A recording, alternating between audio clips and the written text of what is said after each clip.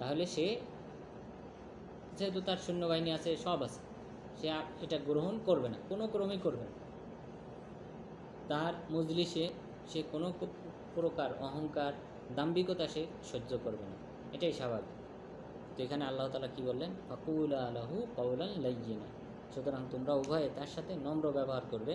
লাআল্লাহু ইয়াতাযাক্কারু আও ইয়াখশা, হতে পারে সে উপদেশ গ্রহণ করবে, আও ইয়াখশা, অথবা আল্লাহ তাআলাকে ভয় করবে। ক্বালা রব্বানা ইন্নানা নাখাফু আইয়াফরুতা আলাইনা আও আইয়াতাগা। দেখেন, মুসা আলাইহিস সালাম এবং হারুন আলাইহিস সালাম তারা উভয় বলতেছেন, ক্বালা রব্বানা ইন্নানা নাখাফু আইয়াফরুতা আলাইনা, হে আল্লাহ, আমরা আশঙ্কা করি যে সে আমাদের প্রতি জুলুম করবে, আও আইয়াতাগা, অথবা সে আমাদের উপর উত্তেজিত হয়ে যাবে, সে আমাদের কথা শুনবে না, আমরা এই আশঙ্কা করি।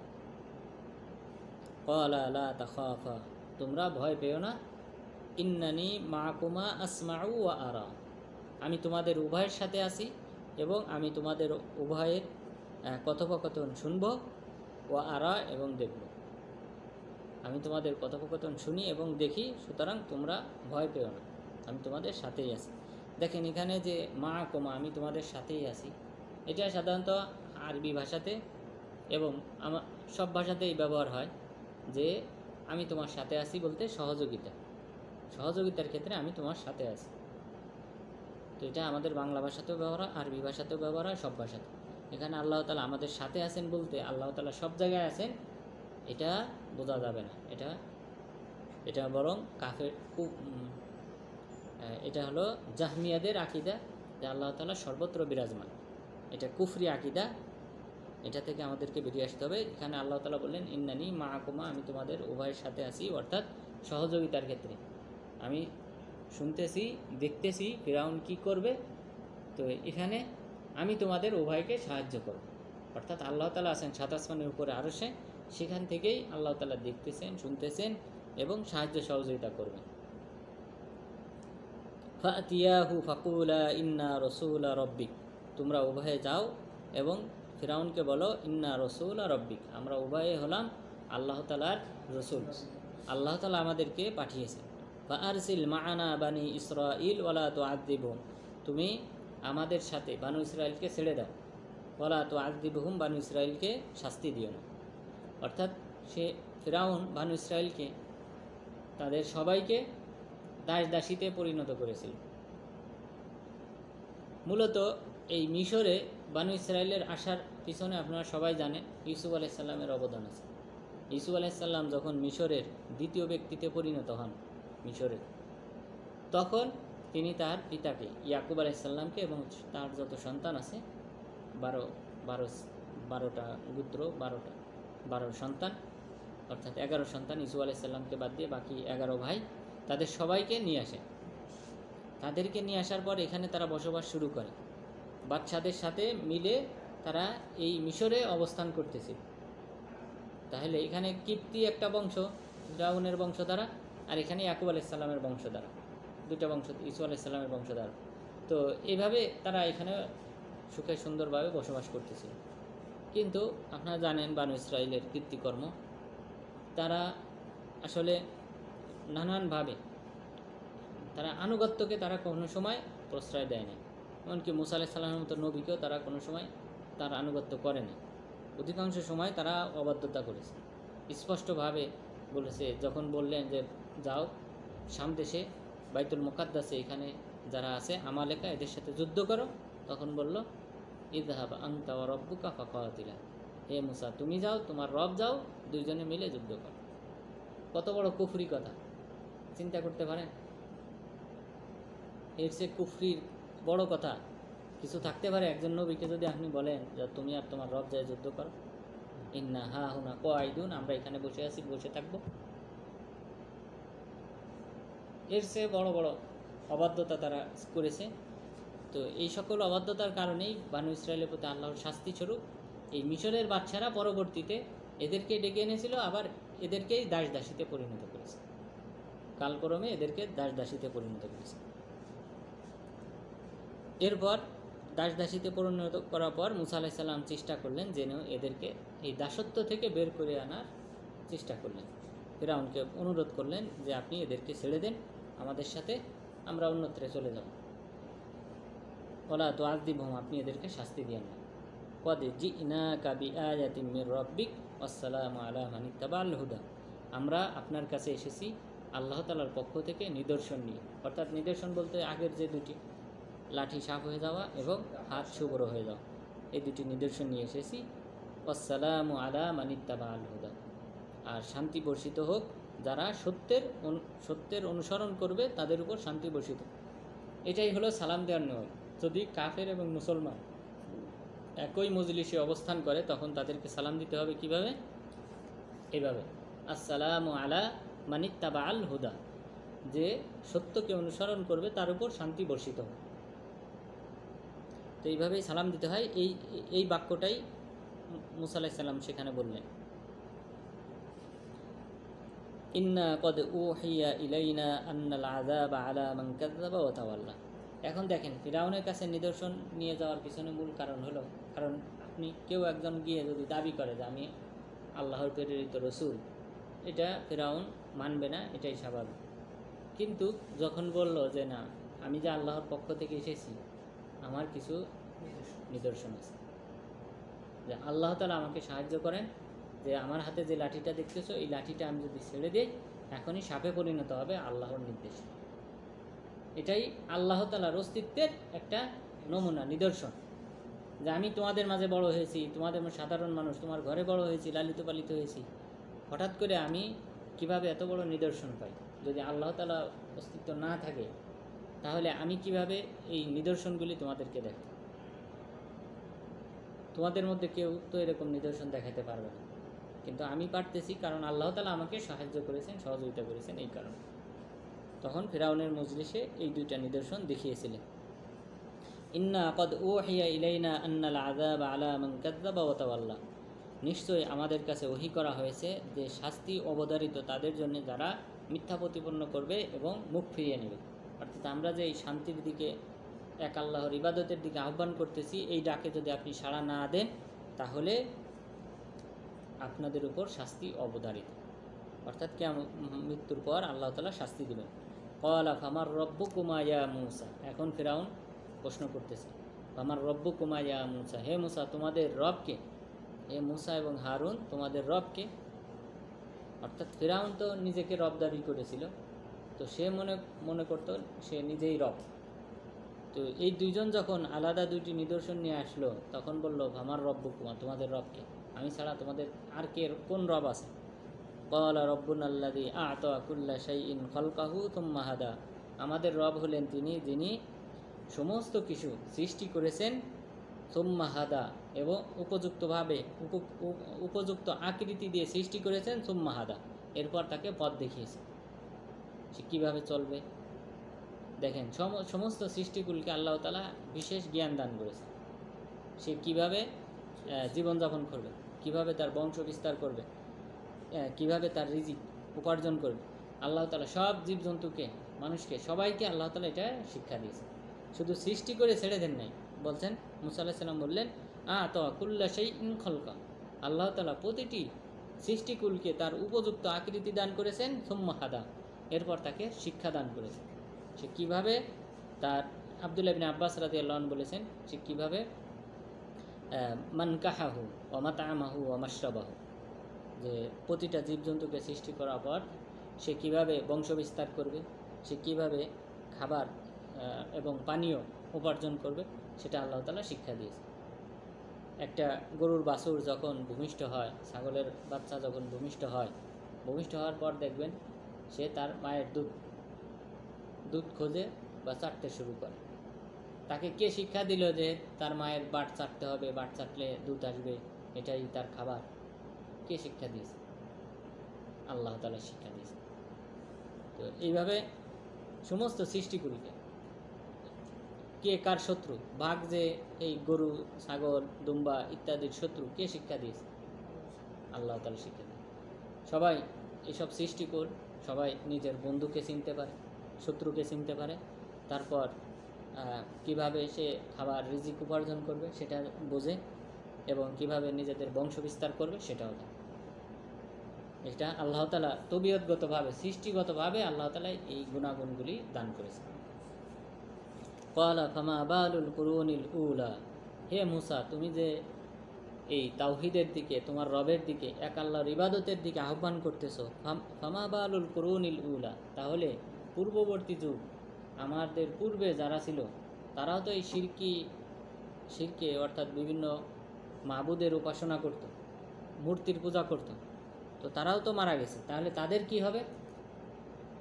অর্থাৎ তুমি না হয় বুঝলাম তুমি আমার কাছে আসছো দাওয়াত নিয়ে, আমি এখন জীবিত, কিন্তু আমার পূর্বপুরুষ এবং আগে যার সকল পূর্বপুরুষ মারা গেছে তাদের কাছে তো তুমি আসো নাই, নবী আসে নাই, তাহলে তাদের কি হবে? ফিরাউন পাল্টা প্রশ্ন করেছে। তখন মুসা আলাইহিস সালাম কৌশলে হিকমতের সাথে উত্তর দিলেন, ক্বালা ইলমুহা ইনদা রব্বি ফি কিতাবিল্লা ইয়াদুল্লু রব্বি ওয়ালা ইয়ানসা, এই জ্ঞান যে তাদের কি হবে পরিণাম, তাদের সাথে আল্লাহ কি আচরণ করেছেন, এটা আমার রবের জ্ঞানে আছে, আমার রবের কাছে ফি কিতাবে লিপিবদ্ধ আছে, লা ইয়াদিল্লু রব্বি ওয়ালা ইয়ানসা, আমার রব ভ্রান্তও হন না, ভুলেও যান না, অর্থাৎ ভুলও করেন না, ভুলেও যান না। ভুল করা হলো মানে না জেনে, একটা জিনিস না জেনে ভুল করে ফেলছে। যেমন মনে করেন আসরের নামাজ পড়তে হবে, সে জানে যে 3:30 আজান হয়, কিন্তু সে পড়ে না, ভুলে গেছে, ভুলে যাওয়ার কারণে দেখা যায় 5টার সময় সে পড়ছে, আদায় করেছে নামাজটা। তো এটাকে বলা হয় ভুলে যাওয়া, অর্থাৎ জানার পরে, যে সে জানে 3:30 আজান হয়, কিন্তু জানার পরেও সে ভুলে গেছে, ভুলে যেয়ে আদায় করে না, পরে আদায় করছে, তো এটাকে বলা হয় লা ইয়াদিল্লু, মানে আমাদের রব ভুলে যান না, ভুল করেন না, ওয়ালা ইয়ানসা, এবং ভুলেও যান না, অর্থাৎ তিনি জানেন, জানার পরে ভুল করেন না। তো এটা হলো দুইটা শব্দটার দুইটা কাছাকাছি অর্থ, অর্থাৎ আমাদের রব ভুলও করেন না, ভুলেও যান না। তো আমার রবের কাছে কিতাব আছে, কিতাবে লিপিবদ্ধ আছে যে এদের সাথে আল্লাহ তাআলা কী আচরণ করেন, সুতরাং এর বিষয়ে আমি জানি না, আমার রব জানে।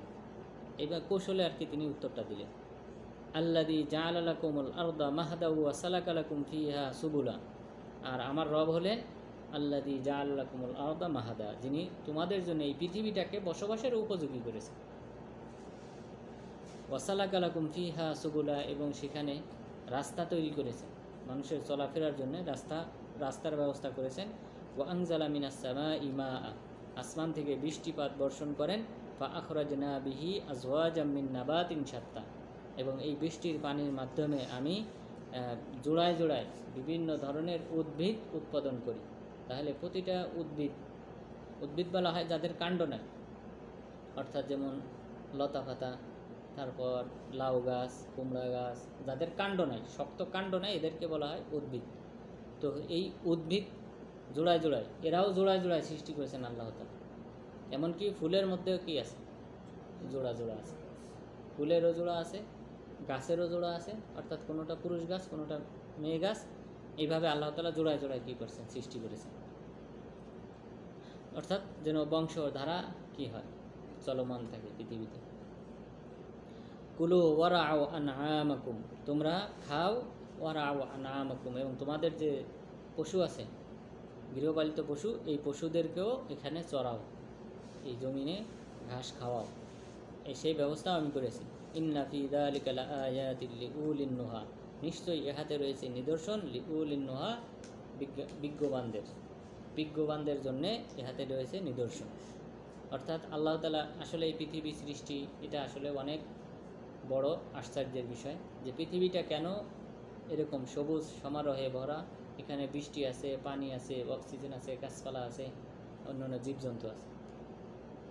এই পৃথিবীর মতোই ধরেন আসমানে যতগুলি আমরা রাতে যে তারকা দেখি, নক্ষত্র দেখি, চাঁদ, সূর্য, যাই দেখি, সবগুলাই পৃথিবীর মতো একটা ভূখণ্ড, এরকম মাটির ভূখণ্ড, কিন্তু সেগুলাতে কি নাই, পানি নাই, অক্সিজেন নাই, গাছপালা নাই, বাতাস নাই, অর্থাৎ যে জীবজন্তু নাই, যেগুলা একটা বসবাসের জন্য যে সব জিনিস প্রয়োজন, এগুলা কিছু নেই। তাহলে আমাদের প্রশ্ন, যদি আল্লাহ তাআলা এই পৃথিবীতে আদম আলাইহিসসালাম এবং জিন জাতির জন্য যদি সৃষ্টি না করতেন, তাহলে এই পৃথিবীও ওইরকম চাঁদ সূর্যের মতো এরকম মরুপ্রান্তর হয়ে থাকত। আল্লাহ তাআলা নিজ হাতে এই পৃথিবীকে কী করছেন, সবুজ সমারোহে সৃষ্টি করেছেন, যেন এখানে জিন জাতি এবং পরবর্তীতে মানুষ জাতিকে আল্লাহ তাআলা পাঠাইতে পারে। কারণ এদের খাবারের ব্যবস্থা করেই তারপরে আল্লাহ তাআলা এদেরকে কী করছে, এখানে পাঠিয়েছে। সুতরাং জীবজন্তু বলেন, পানি বলেন, সমুদ্রের মাছ, এগুলি আগে তৈরি হয়েছে, তারপর আল্লাহ তাআলা জিন জাতি, তারপর আল্লাহ তাআলা মানুষ জাতিকে এখানে পাঠিয়েছে। তো এটাই আল্লাহ তাআলার লক্ষ্য ছিল যে আদম আলাইহিস সালামকে এখানে পাঠাবেন, এখানেই মানুষরা আবাদ করবে এই জমিনে। এটা যদি আল্লাহ তাআলা নিজ দায়িত্বে যদি এটা না করতেন, এই পৃথিবী এখনও আমাদের পাশের যে গ্রহগুলো আছে, মঙ্গল গ্রহ, বুধ গ্রহ, বৃহস্পতি গ্রহ, এগুলা এখনও এরকম মরুপ্রান্তর, এখানে অক্সিজেন নাই, পানি নাই, গাছপালা নাই, বৃষ্টিপাত নেই। কারণ কি? কারণ আল্লাহ তাআলা চান নাই যে এগুলা তৈরি হোক। আল্লাহ তাআলা চেয়েছেন এই পৃথিবীতে কী হবে, মানুষরা অবস্থান করবে, সুতরাং পৃথিবীতে পাঠিয়েছেন। আল্লাহ তাআলা এজন্য বললেন যে আল্লাযী জাআলা লাকুমুল আরদা মাহদা, তোমাদের বসবাসের উপযোগী করেছেন, শয্যাস্বরূপ করেছেন এই পৃথিবীকে। এটা যারা বিজ্ঞানী তারা ভালোভাবেই বোঝে যে এই পৃথিবীতে কোনো ক্রমে এই জিন বলেন, মানুষ বলেন, জীবজন্তু বলেন, গাছপালা বলেন, পানি সৃষ্টি হওয়ার কথা না। কিন্তু কেন হয়েছে উত্তর হলো আমাদের কাছে, মুসলিমদের কাছে, যে আল্লাহ তাআলা চেয়েছেন এখানে মানুষ এবং জিন জাতিকে পাঠাবেন তার ইবাদত করার জন্য। এই কারণে তিনি এইভাবে সমস্ত নিয়ামত রাজির মাধ্যমে এই পৃথিবীকে এইভাবে সাজিয়েছেন। আরও 6টি পৃথিবী আছে এরকম সবুজ সমারোহে ঘেরা, কিন্তু এটা আমরা জানি না এটা কোথায় আছে, এটা আমরা এখনও জানি না, এখনও এটা আবিষ্কার হয় নাই। তো এটা হলো একমাত্র আল্লাহ তাআলার ক্ষমতা বলে আল্লাহ তাআলা এটা করেছেন। মিনহা খলাকনাকুম ওয়া ফিহা নুঈদুকুম ওয়া মিনহা নুখরিজুকুম তারাতান উখরা, এই মাটি থেকে তোমাদের সৃষ্টি করেছি এবং মাটিতেই তোমাদেরকে ফিরিয়ে দেব, এই মাটি থেকে আবার পুনরায় তোমাদেরকে উঠাবো। প্রত্যেক মানুষ এই কবরস্থ হওয়ার পর তাদের সব হাড্ডি সব কিছু কী হয়ে যায়, মাটিতে মিশে যায়। কালক্রমে হাড্ডি চুল ইত্যাদি হয়তো দীর্ঘ টাইম ভালো থাকে, কিন্তু একসময় মাটিতে পরিণত হয়। কিন্তু একটা অংশ আছে হাড্ডি, রাসূল সাল্লাল্লাহু আলাইহি ওয়াসাল্লাম বলেছেন যে মেরুদণ্ডের সূক্ষ্ম একটা হাড্ডি, এটা কোনো সময় কী হবে না, মাটিতে মিশবে না, এটা থাকবে। এবং এই ছোট হাড্ডি থেকে আল্লাহ তাআলা পুনরুত্থান ঘটাবেন সবাইকে। এখান থেকে পুনরুত্থান ঘটবে। ওয়ালাকাদ আরাইনাহু আয়াতিনা কুল্লাহা ফাকাযযাবা ওয়া আবা, আমি ফিরআউনকে আমার সকল নিদর্শনাবলী দেখিয়েছিলাম, কিন্তু তবুও সে মিথ্যা প্রতিপন্ন করেছে এবং আমার দিকে ফিরে আসতে অস্বীকার করেছে ফিরআউন। অর্থাৎ আমরা বললাম কয়টা নিদর্শন দেওয়া হয়েছিল ফিরআউনকে বা মূসা আলাইহিস সালামকে, কয়টি মুজিজা দেওয়া হয়েছিল? 9টি। কি কি?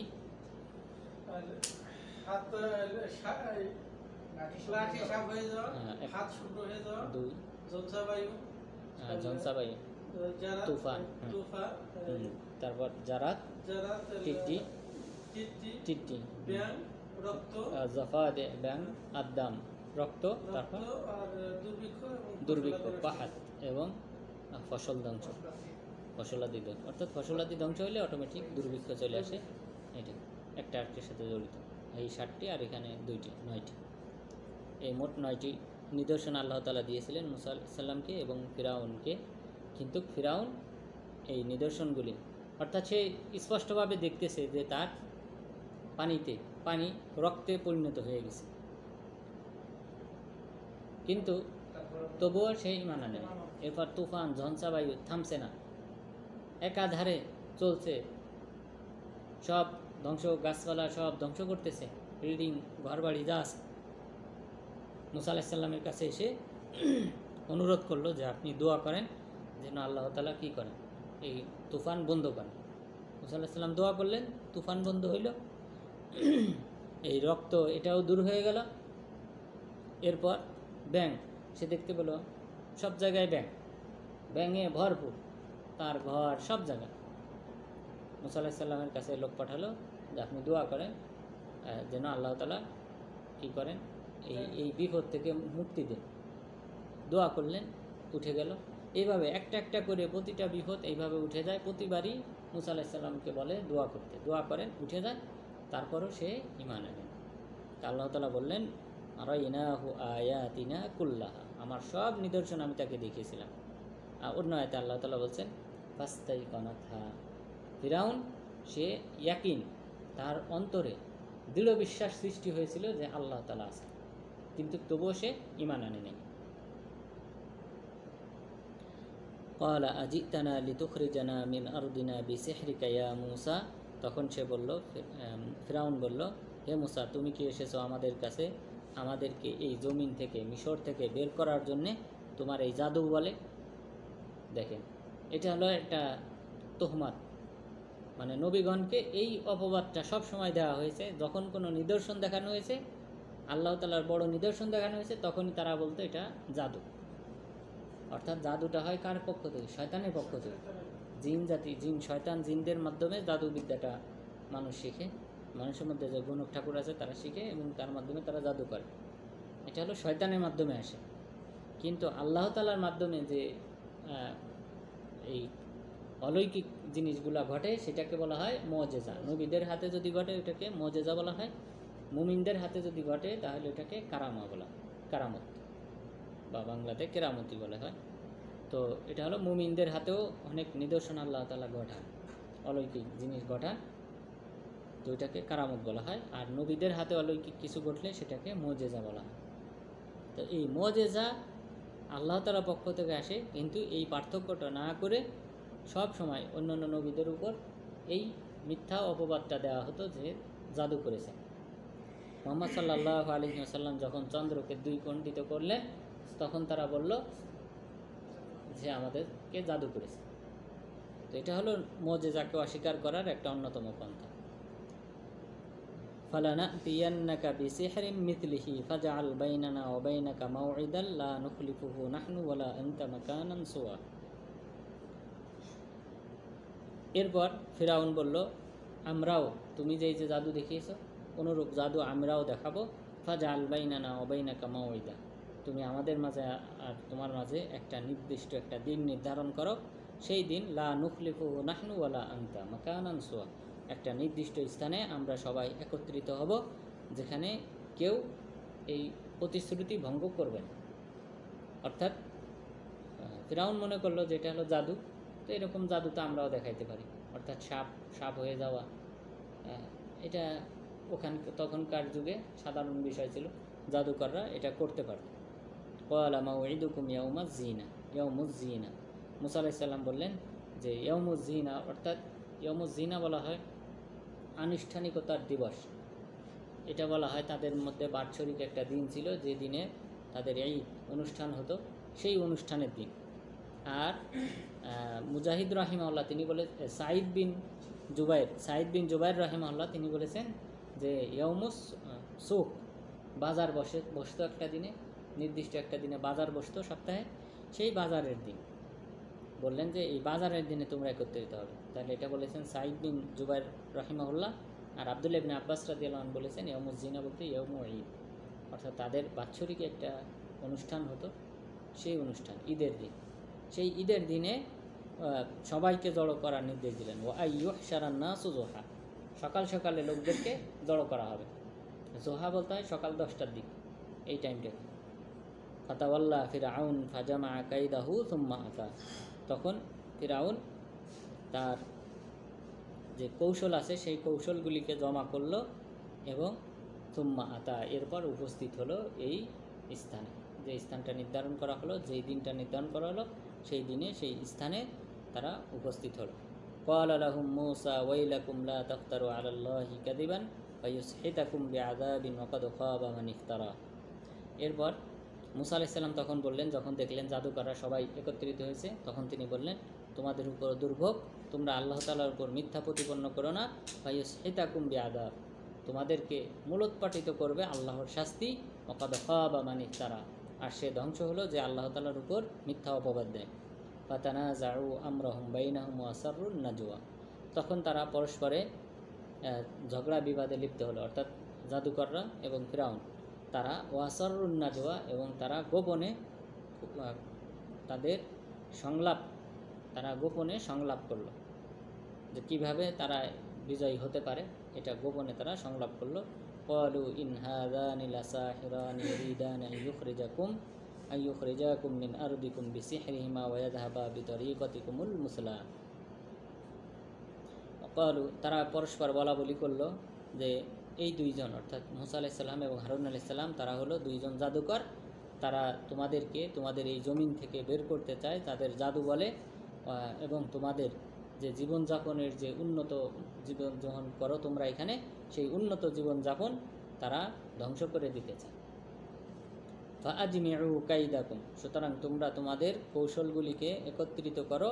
তুম্মা তু সফা, এরপর তোমরা কাতারবদ্ধ হয়ে সারিবদ্ধ হয়ে দাঁড়াও।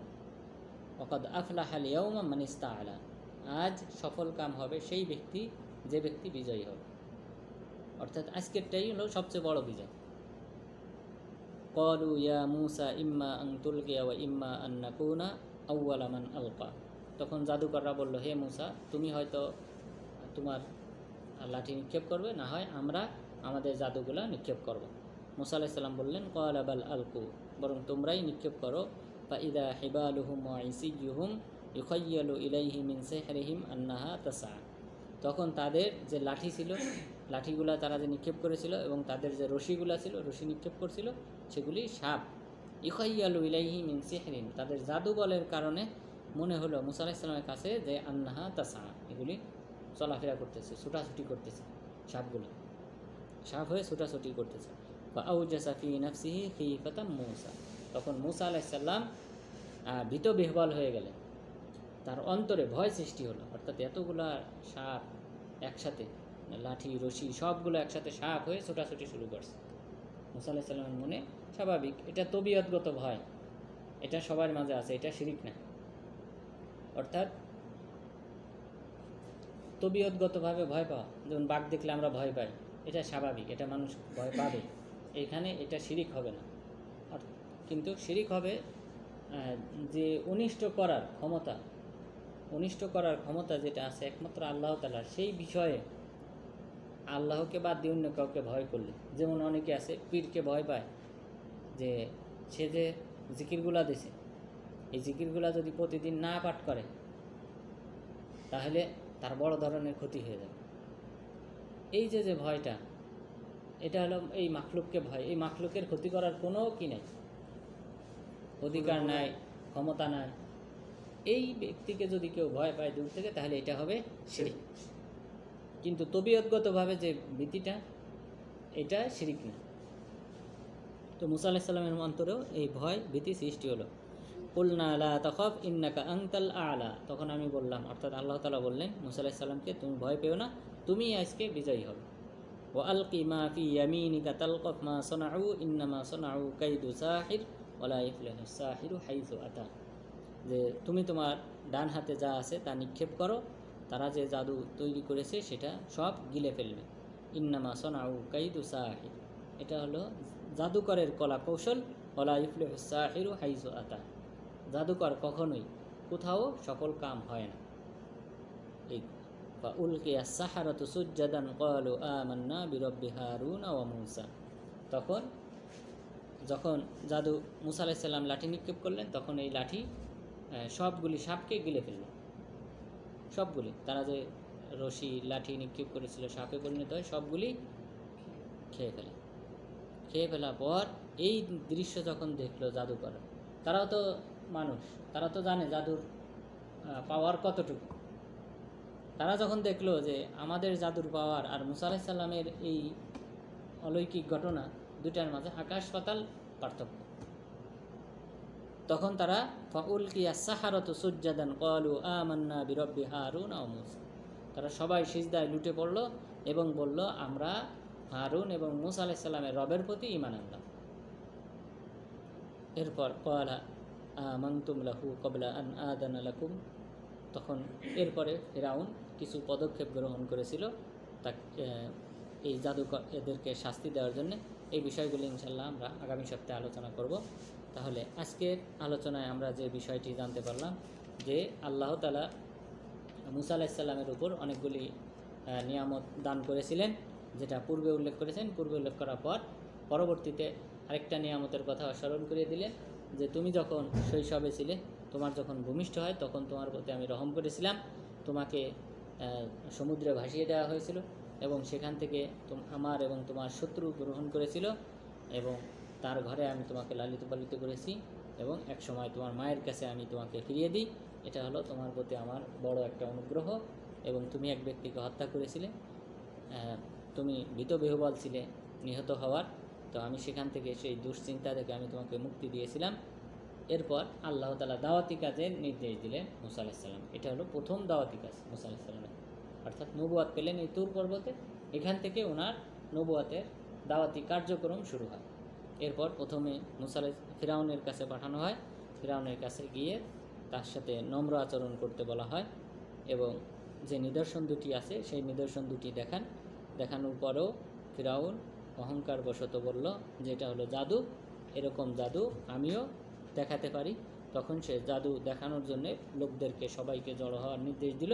একটা নির্দিষ্ট দিনে তারা একত্রিত হলো এবং সেই দিনে মুসা আলাইহিস সালাম বিজিত হলেন, অর্থাৎ মুসা আলাইহিস সালামের এই লাঠিটা বিশাল সাপে পরিণত হয় এবং তাদের নিক্ষেপ করা সকল সাপকে খেয়ে ফেলে, গিলে ফেলে এবং তখন জাদুকররা সিজদায় লুটে পড়ে, ঈমান আনে মুসা আলাইহিস সালামের রব এবং হারুন আলাইহিস সালামের রবের প্রতি। সুতরাং আল্লাহ তাআলা যেন আমাদেরকে এই যে সকল বিষয়ে এখানে আমাদেরকে অবহিত করেছেন এই সকল